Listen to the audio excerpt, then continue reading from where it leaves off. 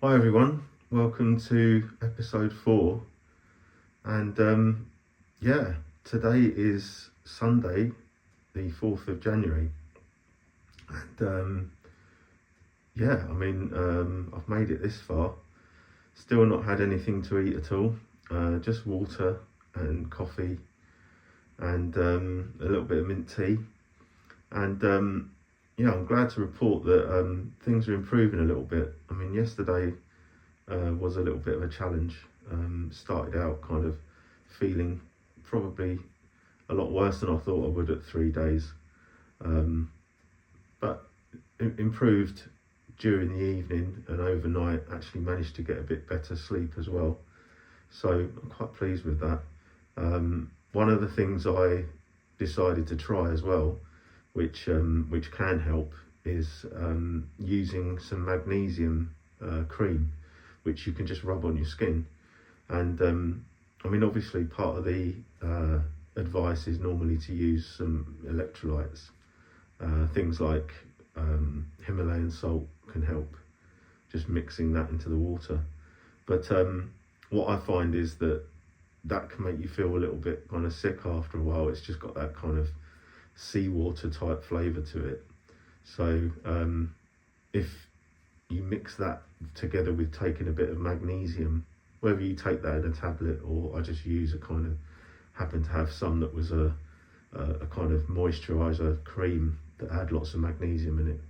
And it has things like melatonin in it as well, which helps with the sleep. So I decided to try that, and it really seemed to help. So I was quite pleased, because the sleep thing is so important. You know, you're not going to be feeling like doing too much when you're on a 7-day fast. So I've been out a few times. I went for a walk earlier just to pick up a few things. One of the things I found is that you're going to kind of get fed up with that funny taste in your mouth, because it's going to be there. Just the fact that you're not able to eat anything, your mouth does start to kind of get a bit gummy, and you want to try and sort of clean your teeth all the time. So I was going through toothpaste and mouthwash like nobody's business. So I nipped down earlier and bought a bit more of that. And as I was walking towards the supermarket, I thought, I don't feel really up for a walk, but I feel okay enough. I didn't feel like I was going to fall over or faint or anything. And it's a little bit of a walk, so I think it's a good sign. On day 4, I don't feel weak. I feel like everything's kind of coming together, and I thought that would happen after the midway point. So we're now into the sort of second half of the fast, and so far I feel pretty good, and I'm quite confident now. I think there was a few moments there during the first kind of 2 days where I was wondering whether this was going to be a success or not. Anyway, so a couple of things I'd like to talk about in today's episode. One of them is something called BDNF, which is brain-derived neurotropic factor. And it's a kind of protein that's created when you do prolonged fasting. I think it might happen in the second day. I'm not 100% sure on that, but I think sort of 48 hours, something like that. May even be sooner than that, so don't quote me on that. But this is sort of sometimes talked about as being like a kind of fertilizer for neurons, because one of the things I wanted to talk about in this episode is some of the benefits that you get for your memory. It's not talked about too much in all the forums and things like that. With fasting, most people are trying to talk about whether it's losing weight or whether they're getting chronic illness problems, like physical problems. But many people that have got quite severe memory loss or Alzheimer's and things like that can benefit from fasting, basically. And the mechanism for that is the production of brain-derived neurotropic factor. So, as I say, this is a kind of a protein which is encouraged to develop during the fasting process, and it really can kind of create new neurons. But so it promotes neuroplasticity and the production of new memory cells in your brain.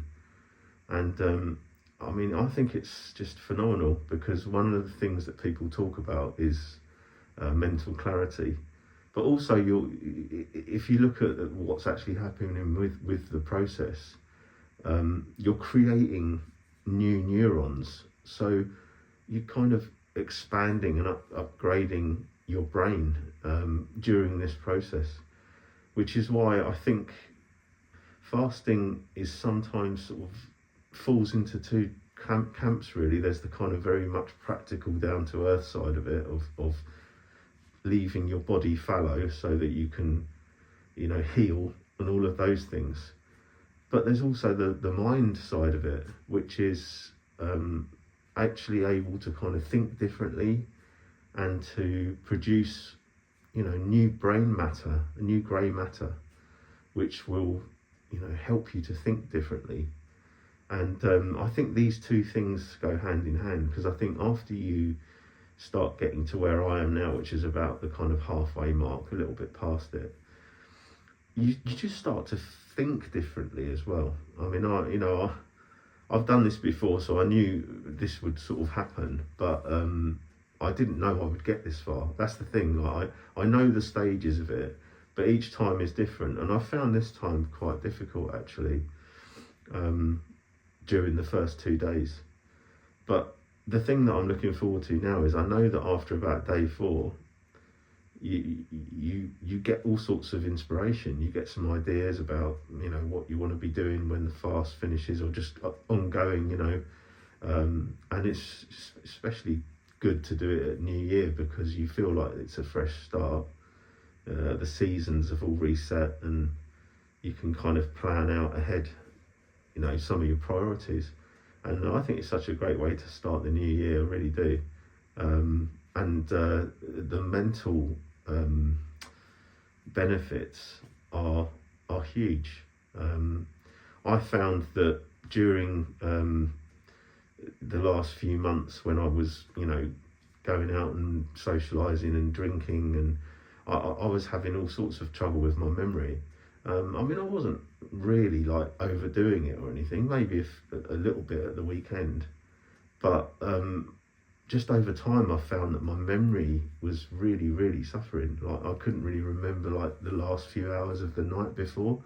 And apparently, talking to people anecdotally, I was not too bad, talking normally and doing all the normal things. But just very strange that I've started to kind of lose some of those hours towards the end of the evening, and waking up the next day thinking, was I really, really out of it, or have I just lost the last couple of hours? So that was one of the reasons that I wanted to do this fast, as well as wanting to have a bit of a reset with alcohol as well. It's a good time to do it, dry January. So we'll see how that goes. That's for the month ahead. But yeah, so getting back to this mental production of neurons, that's all kind of happens as part of a prolonged fast. So it's really, really important to make it to at least 48 hours, because I think you get some of the benefits of this neuroplasticity around that time. Another thing that I did this morning, which I haven't done previously, but I decided to do this time, is I took my blood sugar readings. So I bought a small, sort of test kit, and you just do a finger prick and basically take a small amount of hardly anything really. You just put it on a test strip, and it counts down and gives you your glucose reading in the blood, mmol level. So basically it's like sort of I don't know what that measurement is, but it's like millionth of a litre or something like that. And it gives you a sense of whether your body is kind of like stable with the blood sugars, because obviously it's important not to be too low, hyperglycemic, and especially if you've got diabetes. I mean, like I said at the first video, you really need to kind of get that straightened out with your doctor before you do a fast, if you are, diabetic or even pre-diabetic. But I decided to do it, and I was quite pleased to see that my fasting glucose level is about right. It's like 4.3, a little bit on the low side, but it's, I haven't eaten anything for ages, but I mean, it's kind of like where it needs to be. It's not super low, and that means that the body is actually providing, all the sugar that needs to provide by converting it from the liver, from the stores of fat, and producing sugars from that. So another good thing to do if you are fasting, just helps you to keep a track of how stable your blood sugars are, because at the end of the day, your blood sugars really are the kind of important metric when it comes to insulin, and that's a critically important hormone when it comes to the sort of breakdown of sugars and storing them into fat. Insulin is really the hormone that gets released from your pancreas, which is an organ in your body that basically deals with sugar in the blood, and helps to regulate, how much of that gets converted into and sent to different organs, like the liver, in order to process them. So yeah, that was kind of reassuring. Now, talking about the liver, it's another sort of element that I wanted to speak about, because in the past, when I've been to the doctor and had like sort of blood tests done, I was told that I had what's called a fatty liver. Now, it's kind of like, most people think that's related to people who drink too much, but it could be related to other reasons as well. Some people just naturally have a problem with the gut not basically stopping some of the material that's going through the digestive tract from leaking into the liver, and some of those bacteria get through, and that's called leaky gut syndrome. So you can actually end up getting a fatty liver even if you're not like a heavy drinker or smoker. But people who drink a lot, heavy alcoholics and heavy drinkers, social drinkers, they're more prone to getting a fatty liver. It's just the way that it's being used in that case.